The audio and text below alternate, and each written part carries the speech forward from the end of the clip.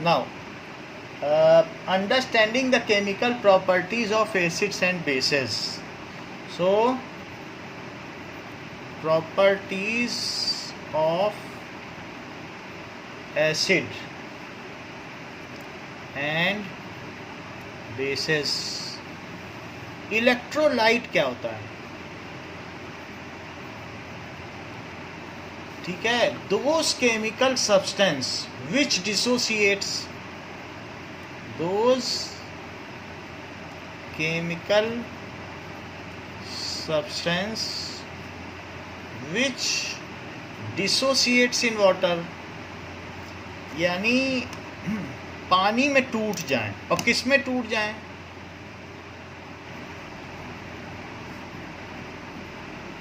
In cation and anion, cation में टूट जाए और एनायन में टूट जाए। ठीक है, are called electrolyte. Electrolyte, electro का मतलब क्या होता है? चार्ज। और लाइट का मतलब क्या होता है? कैरियर। ठीक है, एंड एक्ट्स, और कैसा काम करे? S charge carrier, charge carrier and flow electricity, flow electro electricity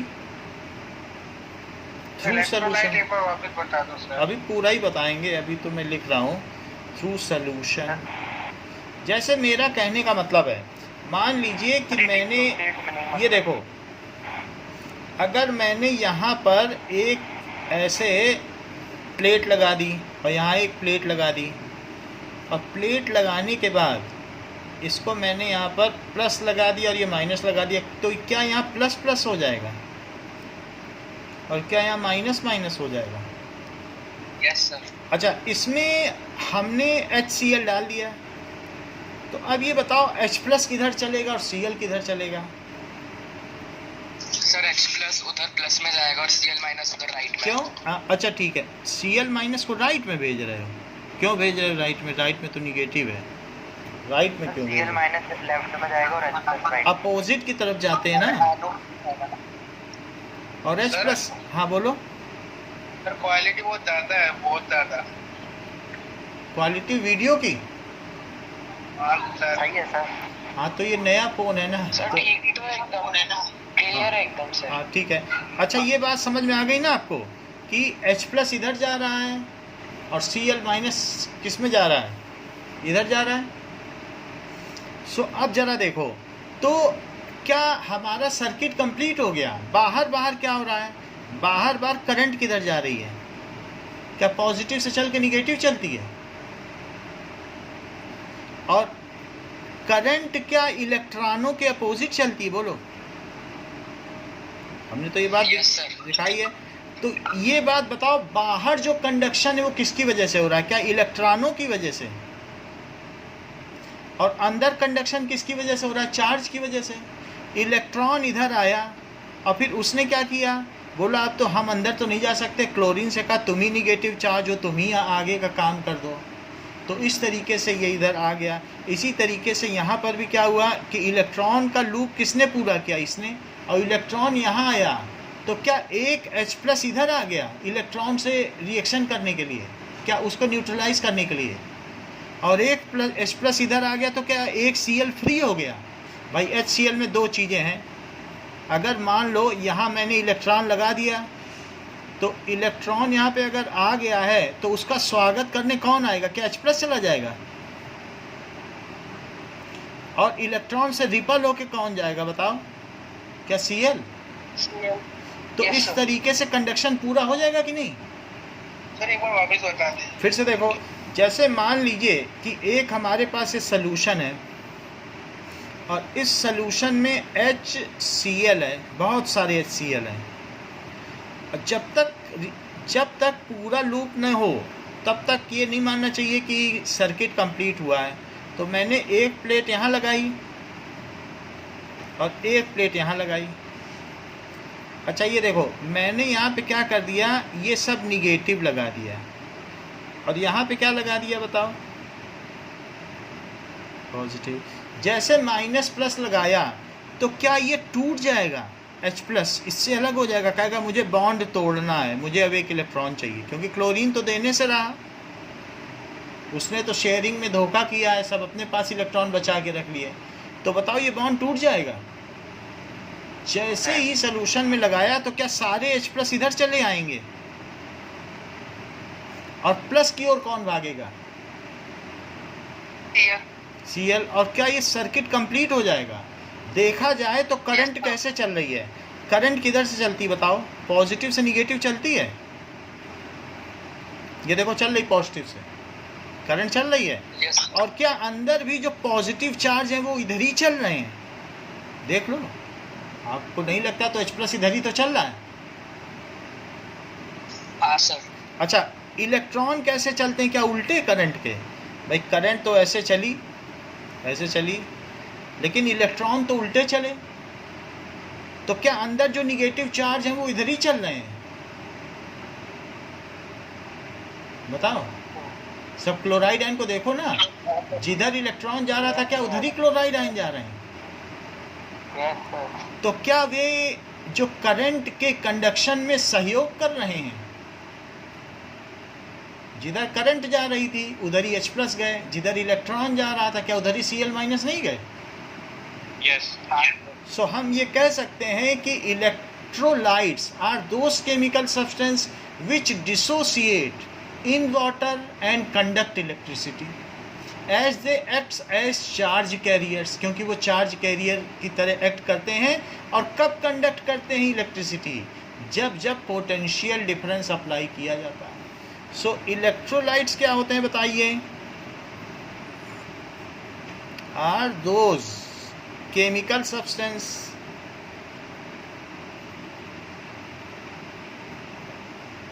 which dissociate in water, वैसे तो कुछ भी ना लगाओ तब भी डिसोसिएटेड ही रहते हैं, जैसे NaOH को पानी में डाल दो तो क्या टूट नहीं जाएगा, डिसोसिएट का मतलब है कि विखंडित हो जाते हैं, टूट जाना, ब्रेक डाउन। और किस में डिसोसिएट हो जाते हैं, dissociate in water in constituents ion, अपने घटक आयनों में, constituent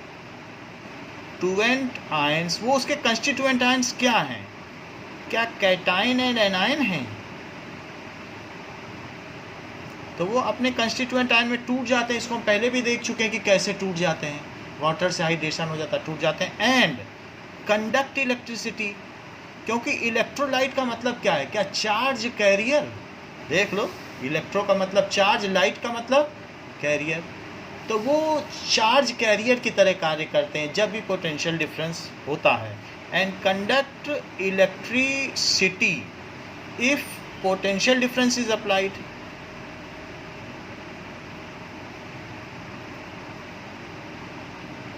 if potential difference is applied, तो वो क्या करते हैं, चार्ज कैरियर की तरह काम करते हैं।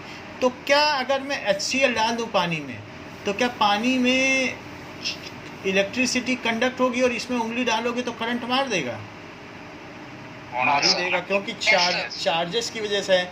सो इलेक्ट्रोलाइट वो होते हैं जो कंस्टिट्यूएंट्स आयन होते हैं।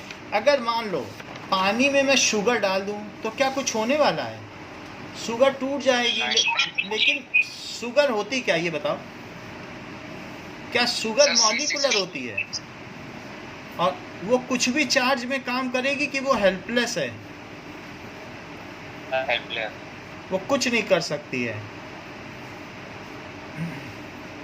क्योंकि ये इससे ज़्यादा टूट ही नहीं सकती है, इसके बीच में मॉलिक्यूलर बॉन्ड है, C6H12O6, C6H12O6। अब देखो ज़रा कि अगर मैंने यहाँ पे मान लीजिए चार्ज भी लगा दिया तो कुछ भी नहीं होगा, तो क्या ये बताइए शुगर एक इलेक्ट्रोलाइट है,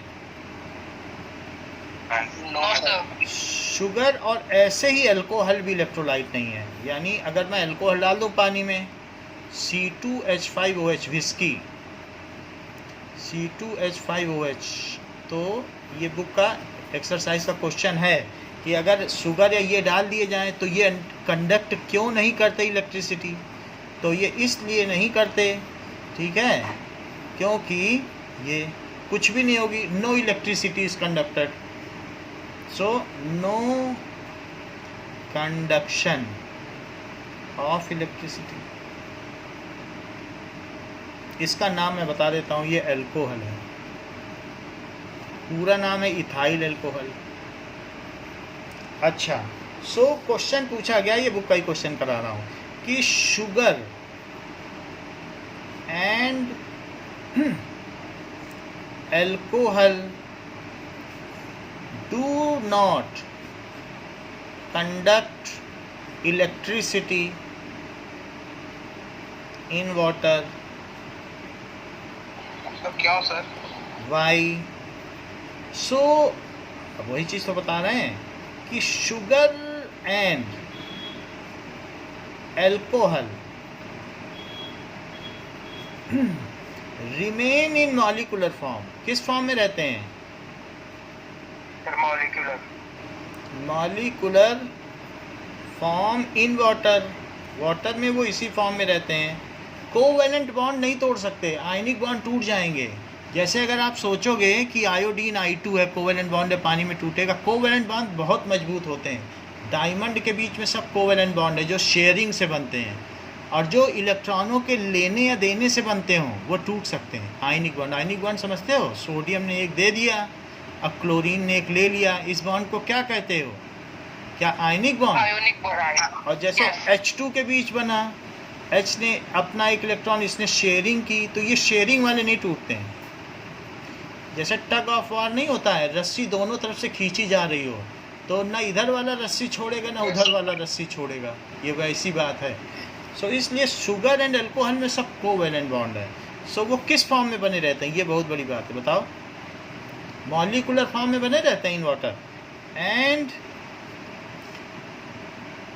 do not split into cations and anions. वो किस में नहीं टूटते? split into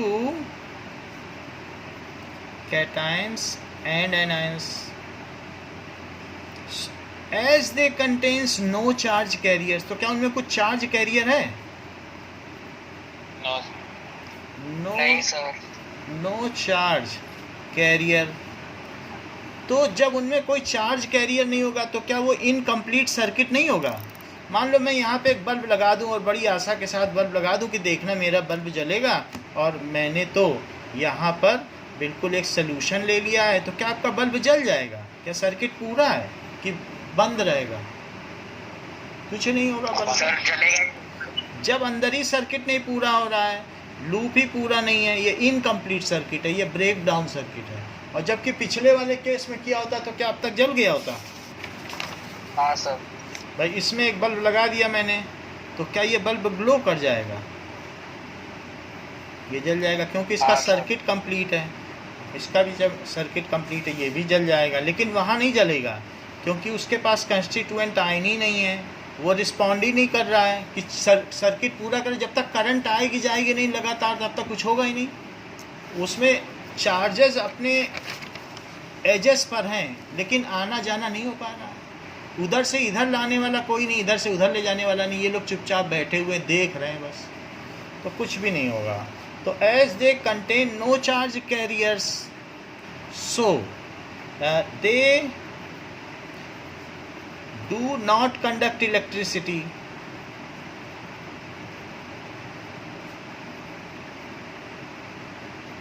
Hence, they are not electrolyte। वो इलेक्ट्रोलाइट ही नहीं है। नॉट सर बुक में तो पूछा था कि वो एसिड की कैटेगरी में क्यों नहीं आता? हाँ, तो अभी वो भी बता रहे हैं। इतनी बात समझ में आ गई इलेक्ट्रोलाइट के संदर्भ में? अगला क्वेश्चन वही करा रहे हैं। इतनी बात समझ में आ गई? बताओ कि वो इलेक्ट्रोलाइट तो नहीं है। बताओ। क्योंकि वो मॉलिक्यूलर फॉर्म में होते हैं। हाँ, इसलिए इलेक्ट्रोलाइट नहीं है।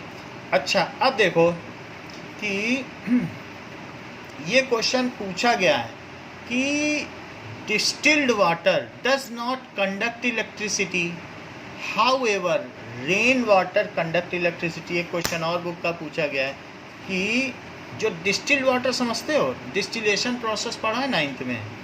डिस्टिल्ड कुकर से भाप निकल रही है, उसको ठंडा करके किसी ग्लास में ले लो बिल्कुल आइस से गुजार के, तो क्या पानी की बूंदें बन जाएंगी? Distilled water do not conduct electricity while rain water conduct electricity। ऐसा क्यों?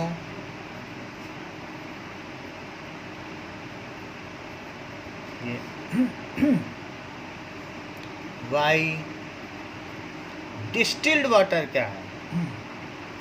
so distilled water is purest form of water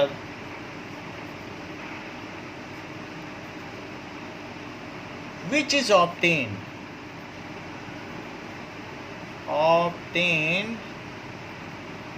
after condensation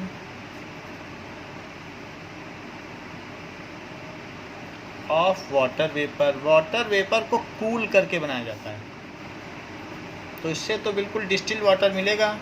It contains only H2O molecule. It contains only H2O molecule। अगर आपको distilled water पीने को दे दिया जाए तो कहो उल्टी हो जाए, उसमें कोई मिनरल ही नहीं होगा, वो बिल्कुल टेस्टलेस है। तो जो हम पानी पीते हैं, क्या उसमें बोतल में लिखा रहता है कि ये मिनरल वाटर है? Yes sir. तो it contains only H2O molecule and free from any mineral ions,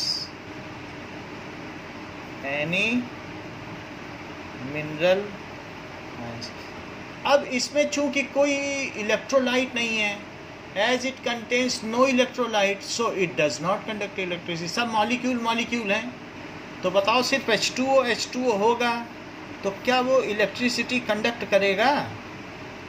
molecule कि नहीं कर पाएगा? नहीं कर पाएगा, उसमें कुछ होगा ही नहीं तो क्या करेगा? और अगर मान लो मैं इसमें थोड़ा सा मिनरल वाटर ले लूँ, chloride ion, sodium ion, potassium ion, जो पानी हम पीते हैं रोज़, तो वो पूछता भी है ना कि TDS कितना रखें, जिसके घर में वाटर फिल्टर है। इसका मतलब है कि कितना मिनरल आने दें, कितना सोडियम पोटेशियम रखें। तो कुछ लोग कहते हैं 80 TDS रख दो, हमें ज़्यादा मिनरल चाहिए, कोई कहते हैं 60 रखो। आप लोग कहते हो कि नहीं? कुछ तो 120 तक भी रखवाते हैं, ज़्यादा वो उतना मिनरल्स आएंगे, तो ज़्यादा मिनरल्स आएंगे। तो अब ये देखो, दिस इज़ प्लस, अब ये देखो अब यहाँ पर एक और वाटर है जिसकी हम बात कर रहे हैं, ये मिनरल वाटर है। रेन में क्या होता है, क्या हवा में बहुत सारे आयंस हैं जो इसमें डिज़ोल्व हो जाते हैं। तो रेन से या किसी न किसी तरीके, जब रेन होती है तो हवा में बहुत सारे सस्पेंडेड पार्टिकल्स हैं, वो इसके साथ आ जाएंगे और ये नीचे तक आते आते, क्योंकि 1 किलोमीटर ऊपर से बादल बरसते हैं, तो अब यहाँ पर जो आएगा, तो इसमें अगर हवा में HCl गैस होगी तो डिज़ोल्व होके क्या उसमें वो H+ और Cl- बना देगी। और इसी तरीके से और भी कुछ गैसेज होंगी। सल्फ़र डाइऑक्साइड है, क्या आपको मालूम है कि वाटर में अगर सल्फ़र ट्राइऑक्साइड बन जाए तो सल्फ्यूरिक एसिड बन जाए? ज़रा चेक तो करो, बना कि नहीं, बताइए। और वही बाद में पानी में टूट जाएगा तो क्या 2H+ बन जाएगा और SO4- बन जाएगा? बताइए। सर एक चीज पूछनी है। हाँ सर, डिस्टिल्ड वाटर को इन्वर्टर की बैटरी में क्यों डालते हैं? इन्वर्टर की बैटरी में इसीलिए डिस्टिल्ड वाटर हम इसलिए डालते हैं क्योंकि उसमें पहले से ही एसिड है। तो अगर हम दूसरे एसिडिक वाटर डालेंगे या दूसरे मिनरल्स, तो उस एसिड के साथ दूसरे एसिड रिएक्शन करके डिपॉजिट हो जाएंगे। हमको एसिडिक वाटर या नहीं डालना है, कुछ भी दूसरे हमें ऐसे तो मिनरल नहीं चाहिए, उसमें खुद ही वो लेड सल्फेट की है, लेड एसिड बैटरी है, तो हमको अलग से नहीं चाहिए कि हम और उसमें क्लोराइड आयन डाल दें, फास्फेट आयन। तो उसकी अपनी जो नॉर्मल प्रक्रिया है उसमें फ़र्क आ जाएगा। सो इट्स जो एफिशिएंसी है वो रिड्यूस हो जाएगी। तो हमें सिर्फ डाइल्यूट करते रहना है कि उसका पानी जो उड़ गया है उसमें हर 3 महीने या 6 महीने में सिर्फ प्योर वाटर डालना है, और जो उसका ऑप्टिमम यूटिलाइजेशन है, अगर हम दूसरे साल्ट मिलाएंगे तो वो उनसे रिएक्ट कर जाएगा, हो सकता है ऐसे वो सॉल्ट बना दे जो कभी टूटे नहीं।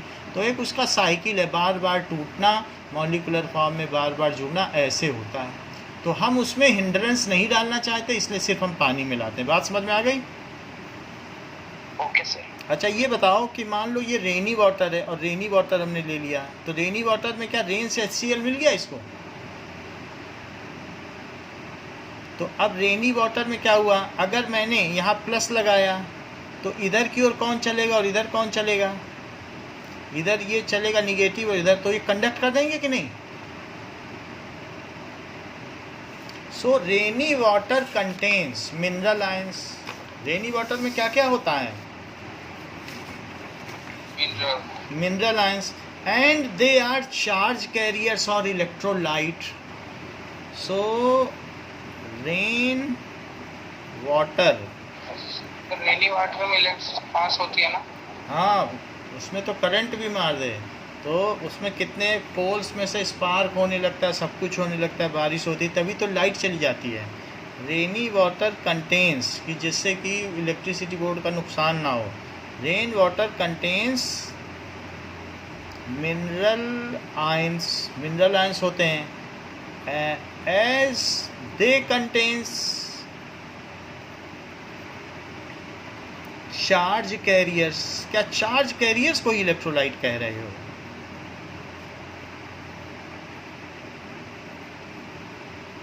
रेनी वाटर में मिनरल्स कैसे आते हैं सर? क्योंकि जो एयर है, क्या एयर में CO2 है? यस।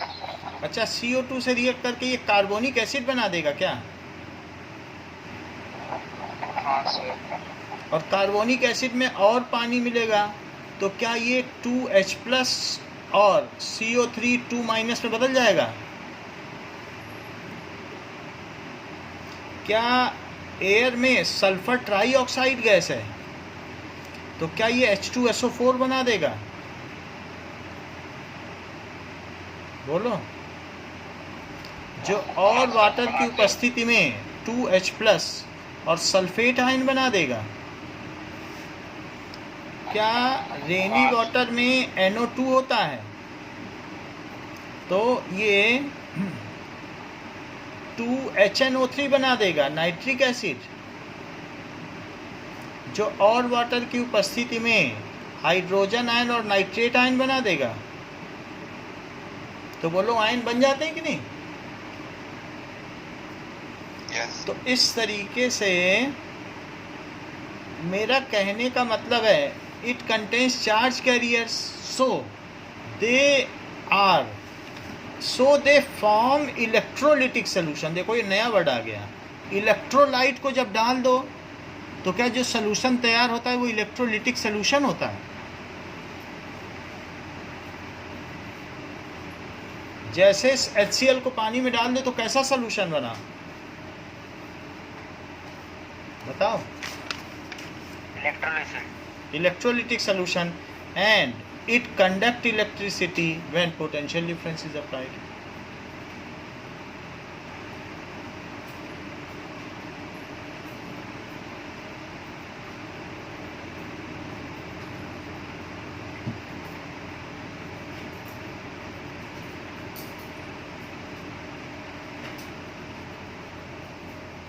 अच्छा, क्वेश्चन पूछा जा रहा है कि sugar and alcohol contain hydrogen atom.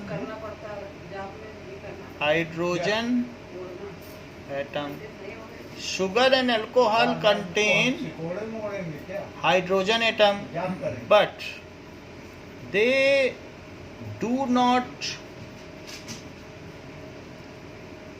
convert. ये जो भी चीज़ें हैं, their aqueous solution do not convert blue litmus to red. So लेकिन इनमें H होने के बाद भी इनका जो aqueous solution है their aqueous solution.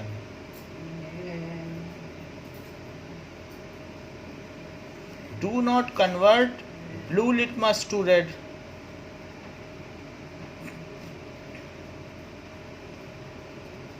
अब जरा देखो, शुगर क्या चीज़ होती है? शुगर अलग होती है, शुगर C12 होती है, H22O11। वैसे शुगर अगर हम कहें वहाँ ग्लूकोज होगा तो ग्लूकोज कह देंगे, शुगर होगा तो शुगर कह देंगे। पीछे हमने क्या लिखा है? शुगर लिखा है क्या? शुगर ना लिख के आप ग्लूकोज लिख लो, क्योंकि ऊपर ग्लूकोज का फार्मूला लिखा है ना। शुगर पूछेगा तो क्या होगा? C12H22O11 and C2H5OH दो कंटेन, इनमें क्या है? Hydrogen atom, but it is not acidic hydrogen. Acidic hydrogen क्या होता है? That means it does not dissociate.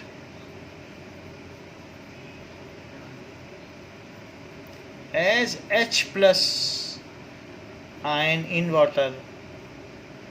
बताओ, ब्लू लिटमस को रेड कौन करता है? क्या H प्लस आयन करता है? Yes. और जब कोई H प्लस आयन रिलीज ही नहीं करेगा तो क्या ब्लू लिटमस रेड हो जाएगा? बताइए। सो do not dissociate H plus ion in water. So and, और साथ में क्या रहता है? and remain in molecular form, and remain in molecular form in water। so हाँ बोलो। सर ने H प्लस लिखा, OH माइनस नहीं लिखा। देखो, ये वैसे उसने हाइड्रोजन के बारे में बात की। अगर वो कहता है इसमें OH है, OH तो इसमें नहीं है, कह रहा है H है। अगर वो कहता कि OH की बात करता तो मैं OH लिखता। वो जो पूछ रहा है उतना ही हमें बताना है, ठीक है? तो ये O और H के बीच का बॉन्ड उतना स्ट्रांग नहीं है, तो इसके टूटने की ज़्यादा संभावना है। So do not convert blue litmus to red, इसलिए ब्लू लिटमस को रेड में कन्वर्ट नहीं करता। अब देखो, अब आगे आ जाइए पेज नंबर 23 पे। क्वेश्चन कहा गया है कि अगर if concentrated H2SO4 figure 2.4 and NaCl are mixed, then what happens? क्या होगा?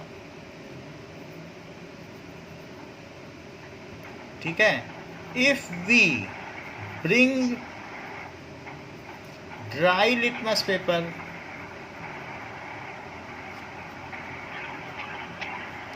near mouth of test tube, what happens? Praveen बताओ क्या होगा, बताइए। पता नहीं। अच्छा, जैसा कि प्रवीण ने कहा कि अगर मैं H2SO4 और NaCl को मिला दूं, तो इन्होंने कहा कि आपने पहले चैप्टर में पढ़ाया था, तो ये बहुत आसान है कि ये एक तरीके की डबल डिस्प्लेसमेंट रिएक्शन है। सर आप तो वही क्वेश्चन बार बार पूछते हो। प्रवीण ने यही बात तो बोली कि पहले चैप्टर का ही आपने क्वेश्चन पूछ लिया, डबल डिस्प्लेसमेंट रिएक्शन। वहाँ भी कितनी बार पढ़ाई, 10 बार, और हर बार वही पूछ लेते हो।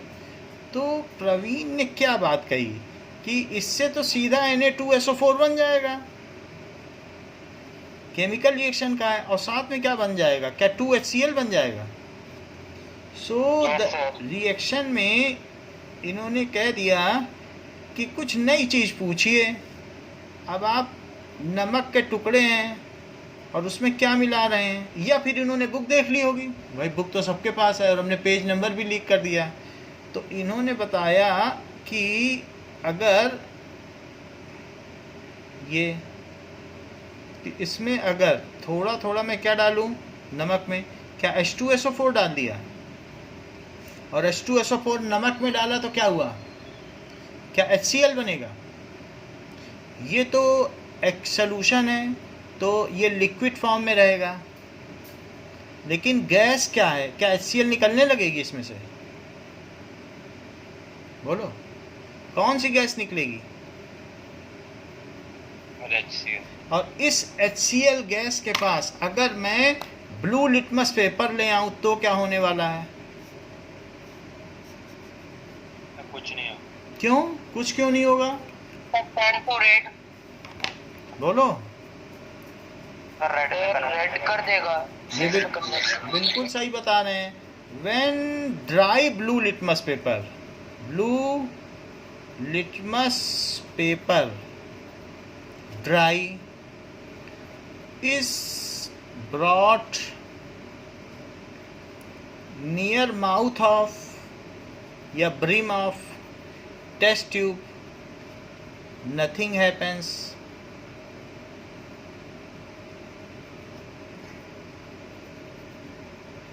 As HCl is in molecular form, क्योंकि वो गैस है, molecular form, and it does not contain, क्या इसमें कुछ H प्लस है? No. बोलो।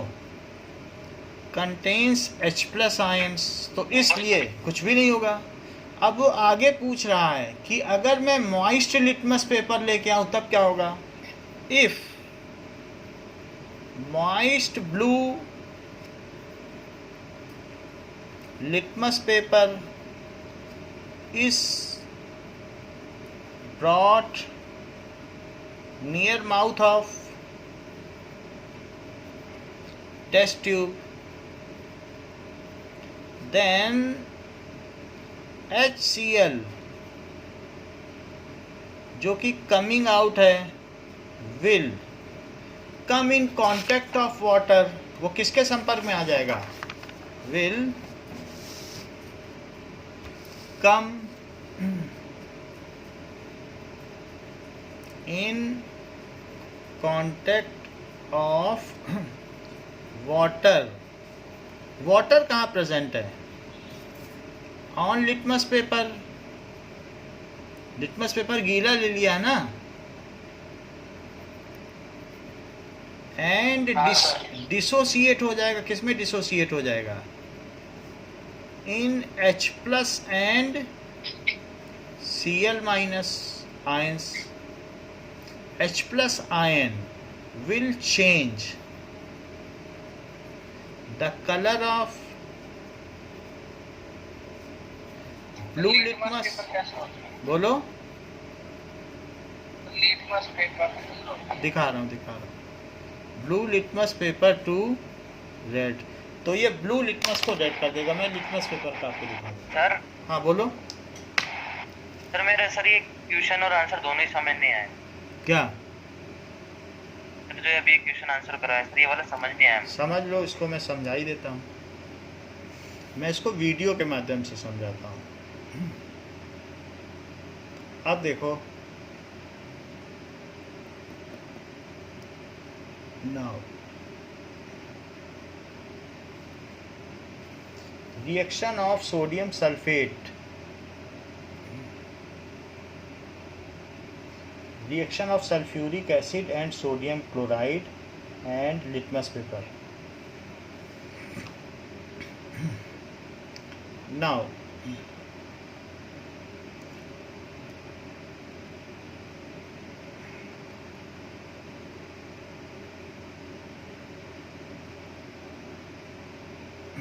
ये देखिए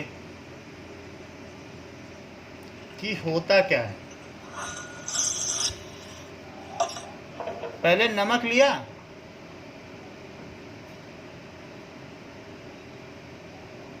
और नमक में क्या मिला दिया, देखो जरा।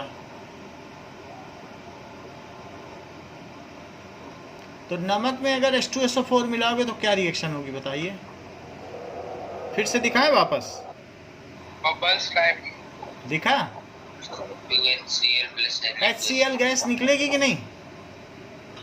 क्या बबल्स आ रहे हैं HCl के?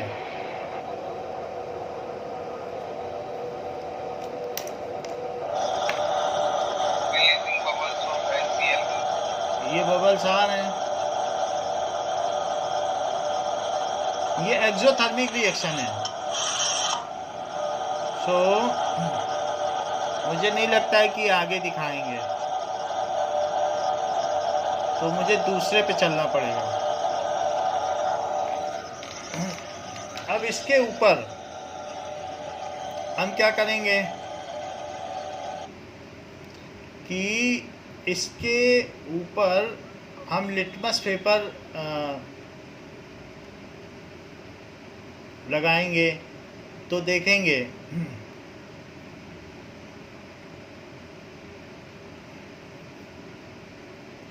ठीक है। ऐसा कोई हमारे पास वीडियो है नहीं, तो इसलिए आप को मैं ऐसे ही समझा देता हूँ। ऐसी शुरुआत से समझा दो पहले हाँ, पेज। यानी आपने देख तो लिया कि HCl निकलेगा, ठीक है। तो HCl अगर निकल गया तो HCl किस फॉर्म में है? क्या ये मॉलिकुलर फॉर्म में है? जैसे मान लो इस टेस्ट ट्यूब से HCl निकला, HCl तो निकलते आपने देखा ना, ये HCl है। और अगर मैं इसके ऊपर ड्राई लिटमस पेपर ले आऊँ ब्लू, तो क्या इसके पास H+ आयन हैं जो इसे कन्वर्ट कर दें? बोलो। है ही नहीं, क्योंकि ये ड्राई है। तो ड्राई से तो कुछ होगा नहीं, वैसे इसमें बबल्स बन रहे हैं और HCl निकल रहा है, लेकिन ये ड्राई ब्लू लिटमस पेपर है। लिटमस पेपर, और इसको अब जब इसका भाई इसका कोई हाइड्रेशन नहीं होगा, तो हाइड्रेशन एनर्जी नहीं होगी, तो फिर क्या होगा? कुछ नहीं होगा। So there will be no reaction taking place, क्योंकि ये तोड़ने के लिए हाइड्रेशन एनर्जी चाहिए। जब वाटर है ही नहीं तो कुछ कर पाएगा ये? H+ जनरेट करने के लिए क्या चाहिए? इसकी बॉन्ड तोड़ने के लिए 400 किलो जूल चाहिए। हाइड्रेशन हो नहीं रहा है। लेकिन अब की मैंने दूसरे में क्या किया, यही टेस्ट ट्यूब ली, लेकिन अब की लिटमस पेपर को मैं गीला करके लाया। तो क्या कोई प्रेडिक्ट कर सकता है कुछ क्या होगा? यही इसी के पास जब मैंने ब्लू रेड में हो जाएगा। क्यों हो जाएगा? सर क्योंकि हाइड्रोजन आयंस रिलीज हो जाएंगे। क्योंकि जो HCl इसके सरफेस में जाएगा, तो क्या वो H+ में और Cl- में टूट जाएगा? Yes sir. और वो H+ क्या इसे रेड कर देगा? Yes sir. तो इसका मतलब है कि जब H+ और इसमें टूट जाएगा, तो H+ के पास ये पावर है कि वो इस लिटमस पेपर को किस में बदल दे? धीरे धीरे वो इसको रेड में बदल लेगा, ये बदल देगा। तो ये कब हुआ? क्योंकि ये लिटमस पेपर कैसा था? क्या ये वेट था? सो वेट लिटमस पेपर क्या करेगा? Dissociates HCl molecule in H+ and Cl-। क्या वाटर एक ऐसा इलेक्ट्रोलाइट है? वाटर पोलर है, ये तो हमने बता ही दिया था, क्योंकि एक इसमें निगेटिव पोल और एक पॉजिटिव पोल है। बोला था कि नहीं?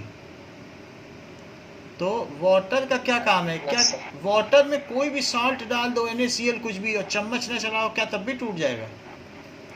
वाटर में सारे सॉल्ट डिसॉल्व हो जाते हैं। तो वाटर में जब ये गया तो ये टूट गया, क्योंकि आयन में टूट गया, और फिर वो सबका हाइड्रेशन कर लेता है। तो वाटर में डालने के बाद जो इनके बीच का फोर्स है, जानते हो कितने टाइम्स रिड्यूस हो जाता है? 80 टाइम्स। वाटर का डाइलेक्ट्रिक कांस्टेंट 80 है, वो प्लस और माइनस के बीच के फोर्स को कितने गुना रिड्यूस कर देता है? 80 टाइम्स।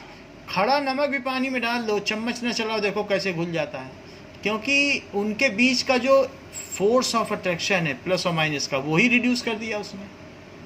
ऐसे इनके बीच का जो बॉन्ड अट्रैक्शन है, क्या उसने उसको रिड्यूस कर दिया और तोड़ दिया। 80 टाइम किसी के बीच का फोर्स रिड्यूस कर दो तो क्या होगा बताओ?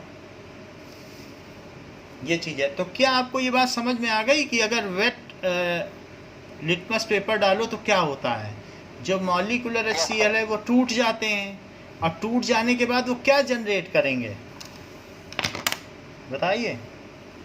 क्या वो H+ जनरेट करेंगे? और क्या वही H+ इस सोल्यूशन को रेड कर देगा? पूछो सवाल तो मैं क्लियर कर दूं। और है किसी का कि समझ में आ गया? बताओ। सर आ गया। आ गया तो आगे बढ़ते हैं। लाओ, अब यहाँ तक आपको बात समझ में आ गई है तो इलेक्ट्रोलाइट के बारे में देखें। इलेक्ट्रोलाइट, इलेक्ट्रोलाइट के जानने से पहले हम जानेंगे सॉल्ट क्या होता है। When acids and base are mixed with each other,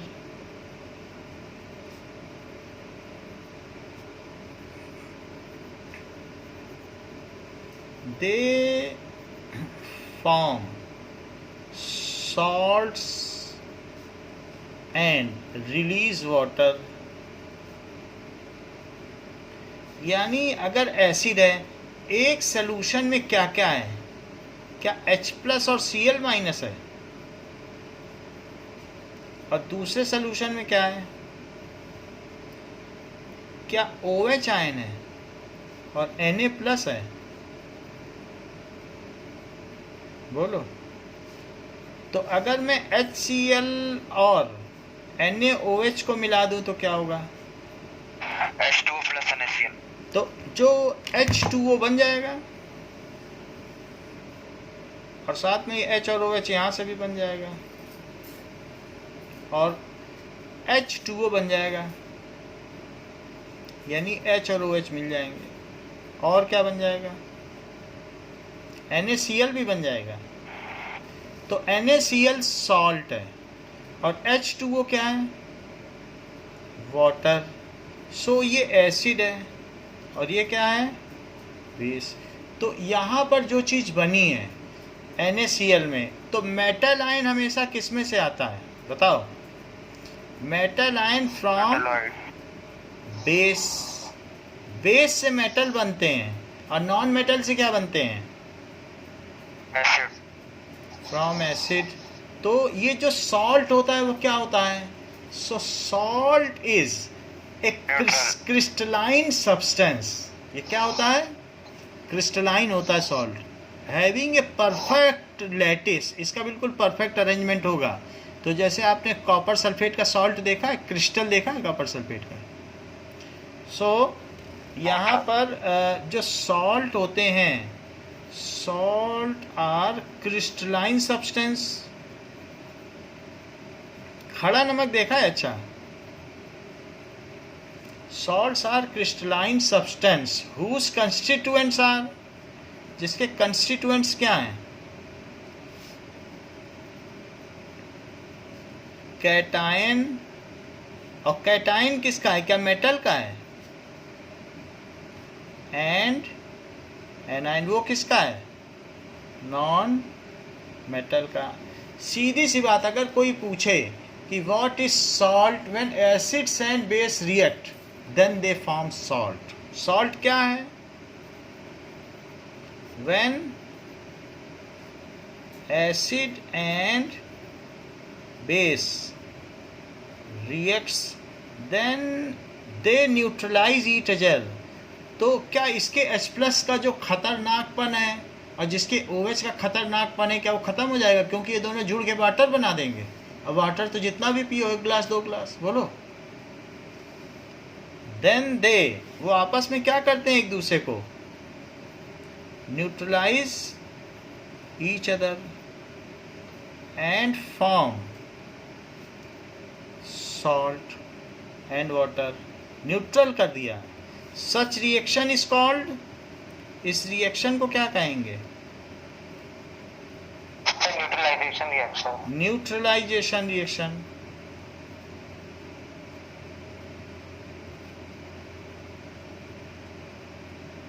जैसे कि ये देखो, अगर HCl थोड़ा सा भी आपकी बॉडी में गिर जाए तो क्या जानलेवा हो सकता है?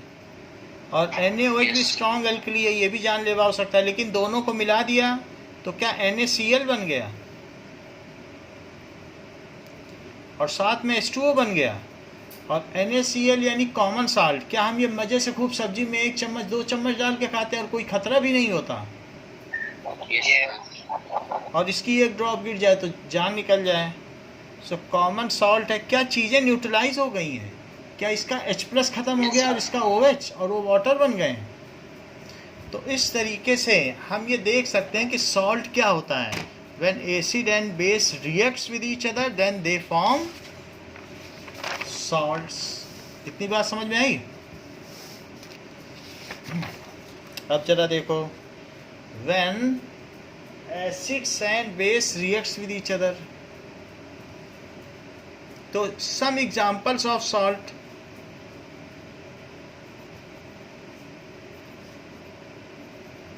जैसे कार्बोनेट सॉल्ट। अच्छा ये बताओ Na2CO3 ये किस एसिड और किस बेस से बना होगा। K2CO3 ये सब कार्बोनेट सॉल्ट हैं। MgCO3, तो क्या आप मुझे बता सकते हो कि किस एसिड और किस बेस से बना होगा। सर एक तो सर और एसिड कौन सा लगा होगा, नॉन मेटल से एसिड बना दो, बोलो। अच्छा H2CO3 ये किससे किससे बना होगा।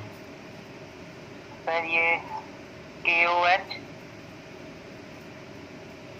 एंड सर ये भी H2CO3। और ये सर ये CaOH एंड H2CO3। तो ये तो मैंने बात कर दी कार्बोनेट साल्ट्स की। अगर मैं नाइट्रेट साल्ट की बात करूं तो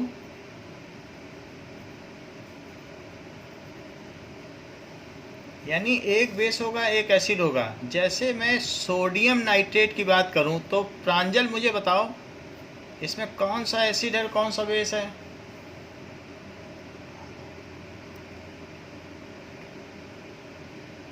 सर NaOH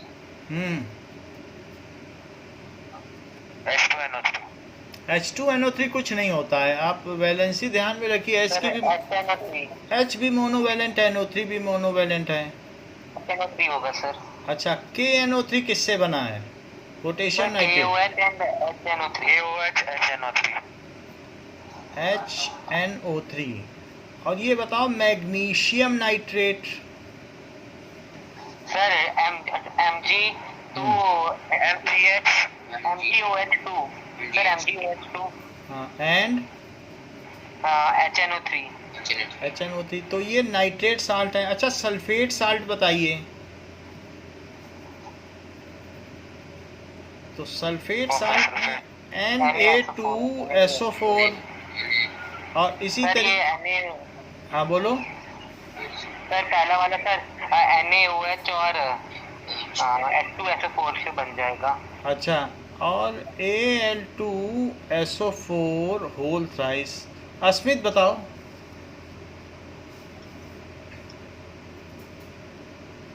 सर मैं आई। अस्मित नहीं है, चलिए बताइए। सर मैं बताऊं। हाँ बताओ। Sir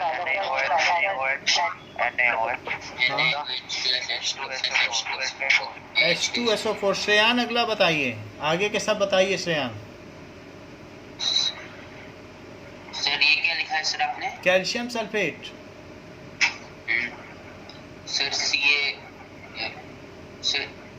CaOH and CaOH। CaOH कैसे कुछ हो सकता है, लाइम वाटर का। CaOH whole twice हाँ and H2SO4। H2SO4 ये बताओ। Sir MgOH। जो मेटल हैं उनके बेस बनते हैं और नॉन मेटल के NH2SO4। ये बताओ। Okay sir.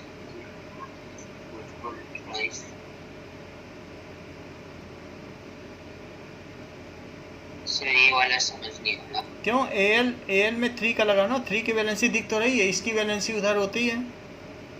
वैलेंसी के लिए कहाँ देखते हो? क्या यहीं देखने लगते हो? और सल्फेट की वैलेंसी इधर देख लो, H2SO4। समझ में आ गई बात? सर आ गई।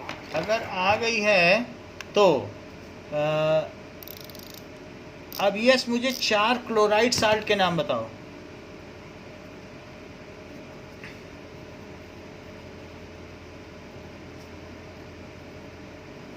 Sir sir sir AlCl3। AlCl3 एक मेटल लेना है, एक नॉन मेटल, और H और OH ना लेना है, HOS तो निकल जाता है। और बोलो। Sir FeCO3 Cl3 FeCl3। और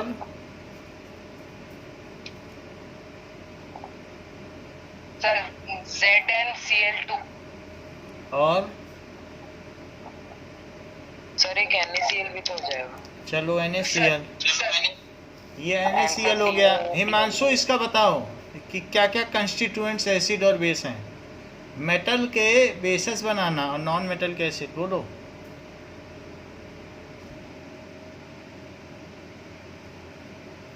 चलो ईशान आप बताओ, ईशान आप बताओ, काफ़ी देर से नहीं बताया।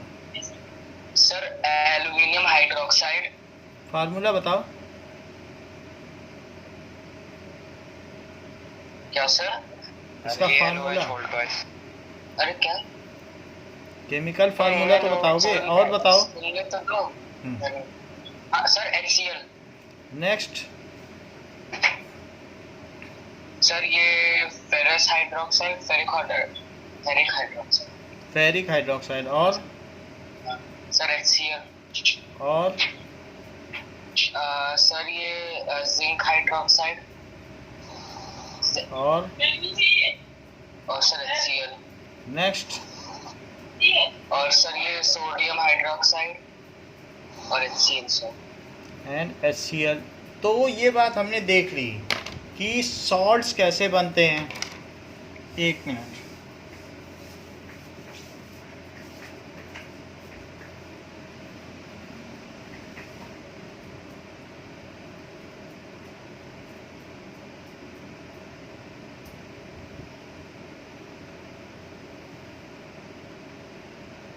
क्वालिटी है।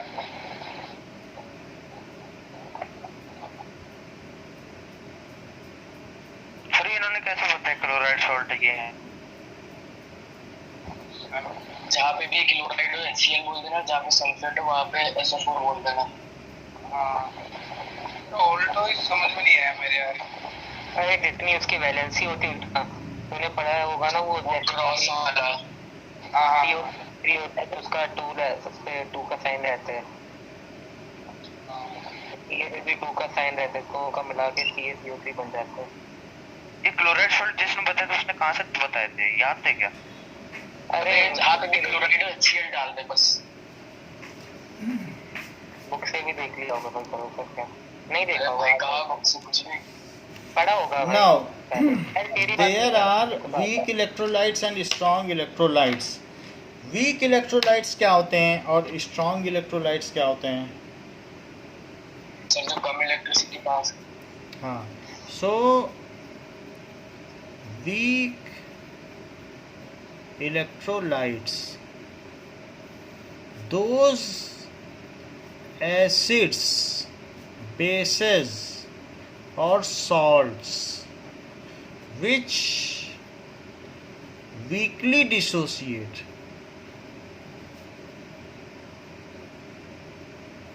in water, water में ज़्यादा ना डिसोसिएट हो, वीकली हो, are called weak electrolyte.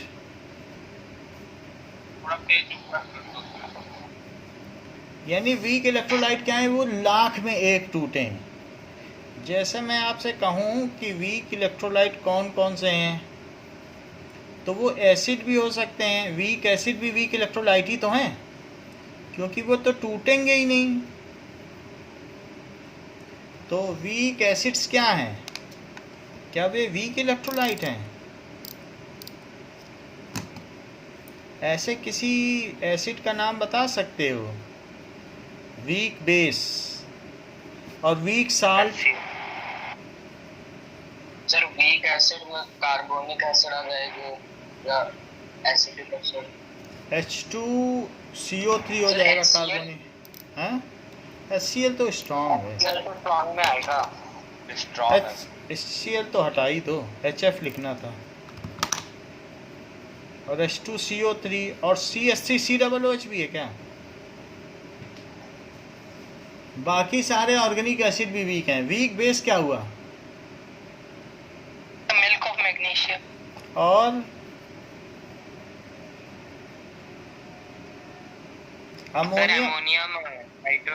Ammonium hydroxide. तो जैसे अमोनिया गैस निकलती रहती है यूरिनल में, अगर पानी डाल दिया तो क्या उससे हाथ पैर में क्या बर्न हो जाता है? नहीं होता है ना। तो इसलिए वो इस तरीके से। वीक साल्ट क्या है? जो पानी में बहुत मुश्किल से टूटे हैं तो उसको वीक साल्ट कहते हैं। वो वीक इलेक्ट्रोलाइट है।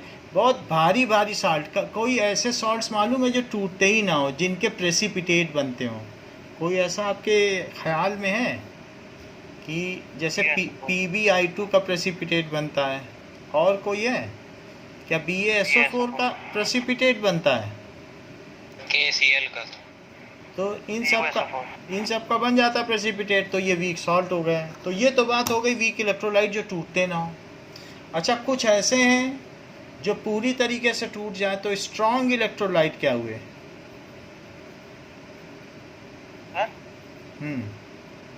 सर मतलब कि अगर वीक बोले तो जल्दी टूट जाए और स्ट्रॉन्ग बोले तो लेट टूटे। ऐसा नहीं है।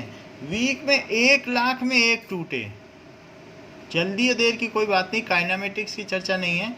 मतलब 1 लाख डालो तो एक टूटे तो वीक है। बहुत थोड़ी सी इलेक्ट्रिसिटी पास करे। इलेक्ट्रोलाइट का मतलब है कि जो उसकी extent of dissociation, so they partially dissociate in water. 1 molecule इन पर लाख मॉलिक्यूल। समझ में आ गई बात?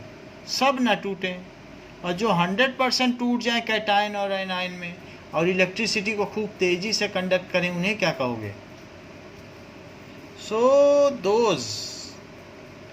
एक इसी तरीके से CH3COONA, इसका क्या नाम है?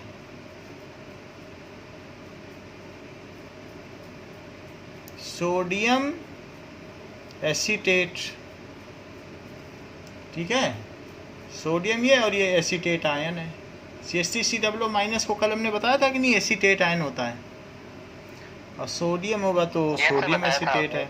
अब देखो, those electrolytes which dissociates completely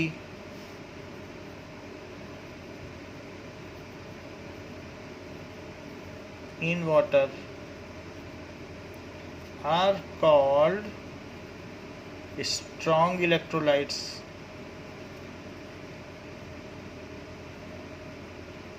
तो इसमें स्ट्रॉन्ग इलेक्ट्रोलाइट्स में क्या क्या आएंगे?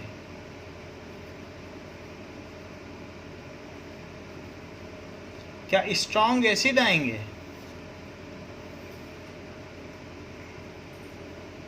भाई इसमें क्या होता है? HCl आ जाएगा। और स्ट्रॉन्ग बोलो,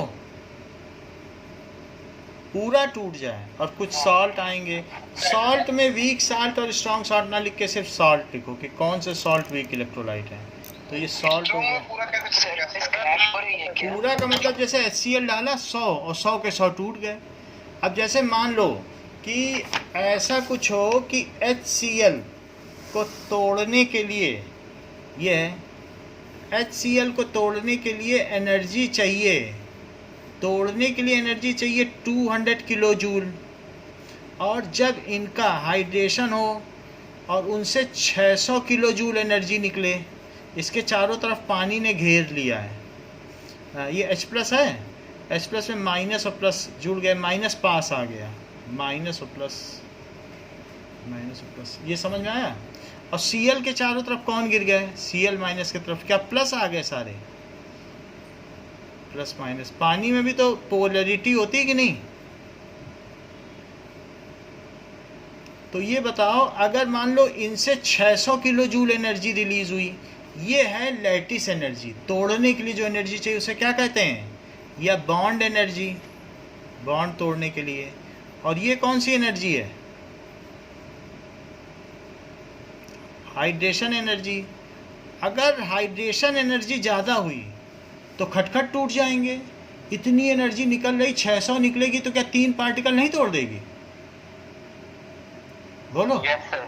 और मान लो BaSO4 की हालत देखो, तो Ba और SO4 में इसको तोड़ने के लिए चाहिए 800 किलो जूल।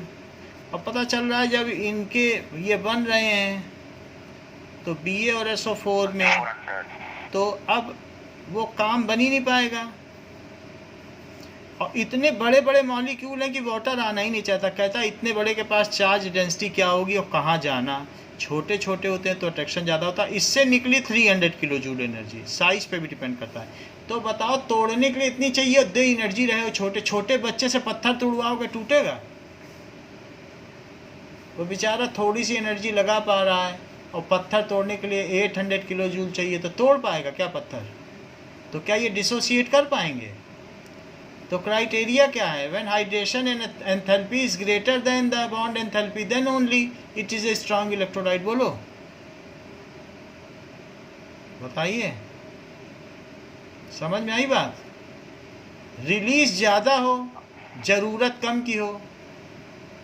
ज़्यादा एनर्जी रिलीज होगी तो क्या ये 3 को नहीं तोड़ देगी? 200 की तो ज़रूरत है, और निकल कितनी रही है? Yes sir. So when hydration enthalpy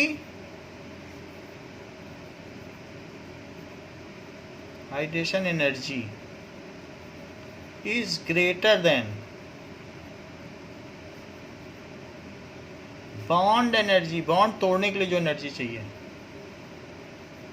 then जो भी salts होते हैं are soluble in water, तभी वो soluble होते हैं, और नहीं तो प्रेसिपिटेट बनाते हैं। Otherwise they remain separated from solution and form precipitate. Otherwise उनकी बात नहीं बन रही, कहेंगे हम अलग पड़े रहेंगे। दे रिमेन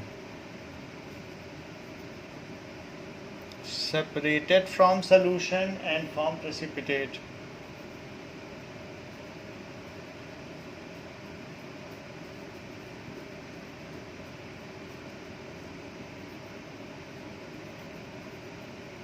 तो आपको ये बात पता चल गई कि स्ट्रॉन्ग और वीक कौन कौन से हैं।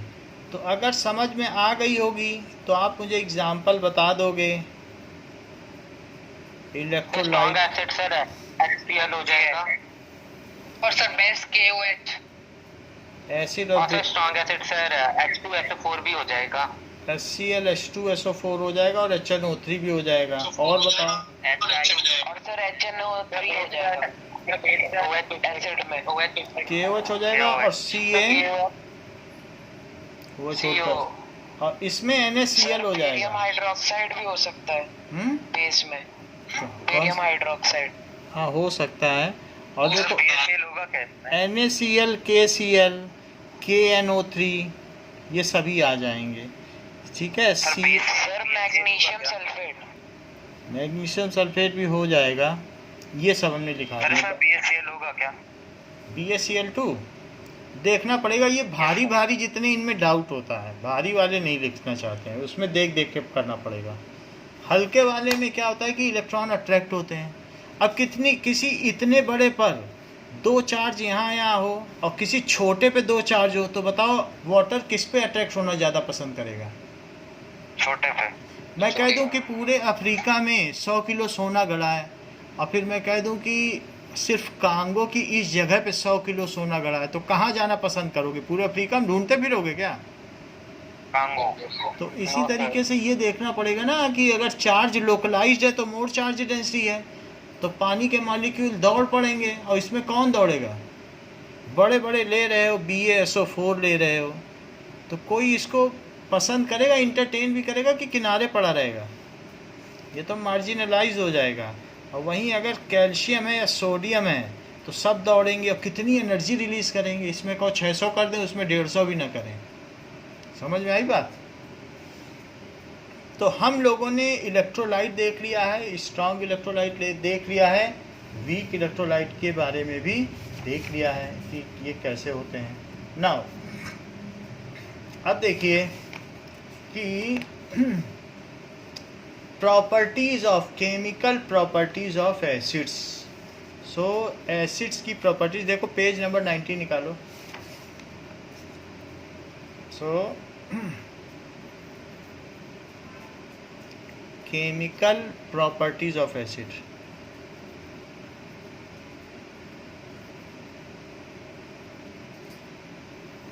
पहली प्रॉपर्टी क्या है? Acids react with metals. So acid metal से रिएक्ट करते हैं। एसिड्स एंड बेस दोनों के लिए, बाद में मैं अलग अलग कर दूंगा। So acids and base both reacts with metal.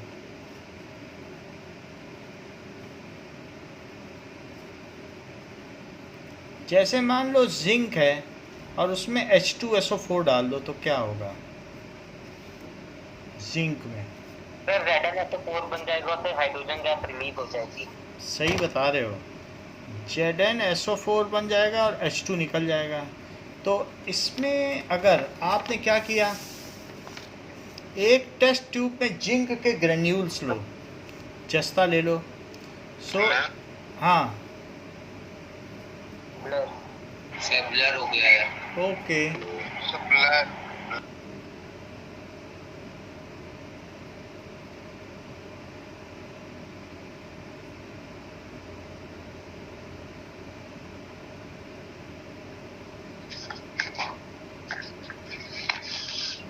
देखो आराम से ले रहा हूँ क्लास। तो बहुत अगर में जाना। चलो रात हो गई भाई। इतना ठीक है।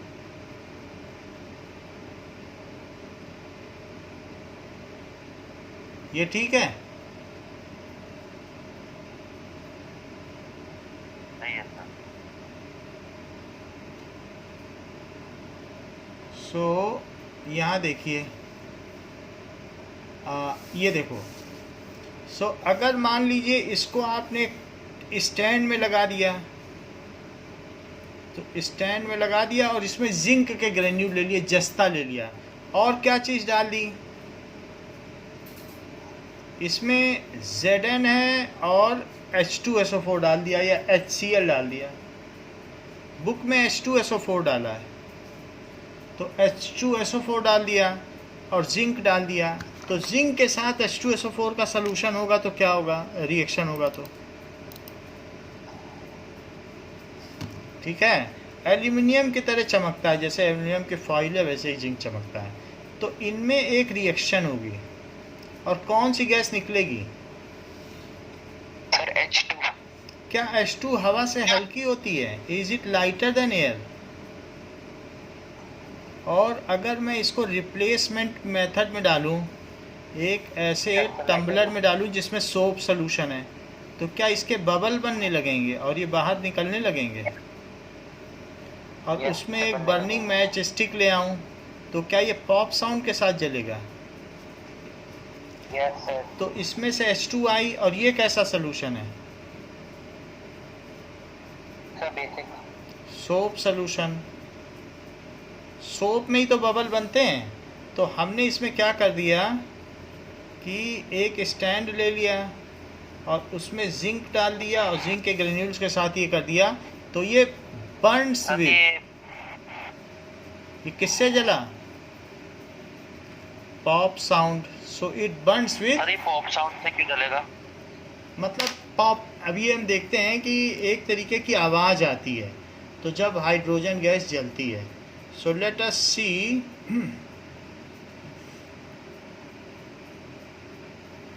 Reaction of sulphuric acid with zinc. तो इसको हम देख लेते हैं कि जिंक के साथ इसकी कैसी रिएक्शन होती है। देखो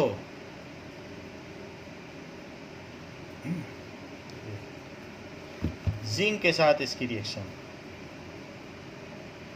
तो हमारे पास जिंक के कुछ टुकड़े हैं और जिंक के टुकड़े से हम क्या कर रहे हैं, एक रिएक्शन करा रहे हैं। एंड लेट अस सी कि क्या क्या होता है। इसमें आवाज़ नहीं, बस ऐसे देखिए, मैं बताता जाऊंगा। ये H2SO4 है और ये जिंक है, जिंक ग्रेन्यूल्स। तो थोड़े जिंक ग्रेन्यूल्स ले लें। देखो जिंक कैसे लगते हैं, ये बिल्कुल ऐसा लगता है जैसे एल्यूमिनियम जैसे ही हो, ठीक है। और अब देखो क्या कुछ बबल्स बन रहे हैं, सल्फ्यूरिक एसिड में ये डाल दिया, एफरवेसेंस आ रहा है, बुलबुले। Yes sir. वो बुलबुले किसके हैं, कौन सी गैस रिलीज हो रही है? Yes it is H2 gas है, लेकिन अब ये निकल रही है, ये पूरी बात नहीं कर रहा है, बस ये निकालते हुए दिखा रहा है, इसने डिस्प्लेसमेंट तो दिखाया ही नहीं। तो लेट अस सी कि अगर इस तरीके की रिएक्शन होगी तो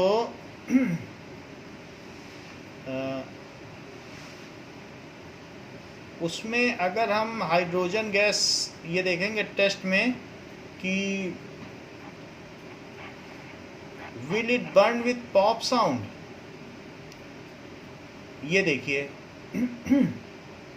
इसमें पता चल जाएगा आपको। ये आज के लिए लास्ट वीडियो है, इसको देख लें।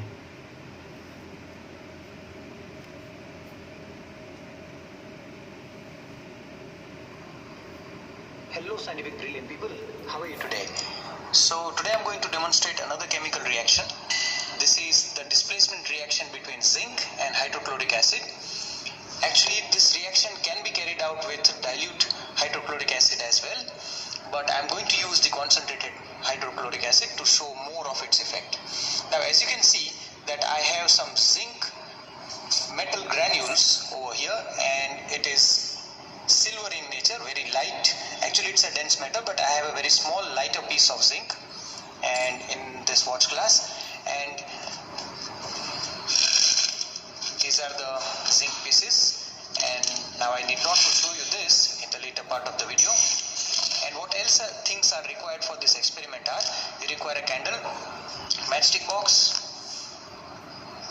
you require hydrochloric acid. जैसे सल्फ्यूरिक एसिड लिया है वैसे HCl भी ले सकते हो, एक ही बात है। Test tube, there are already few pieces of zinc inside and a test tube holder.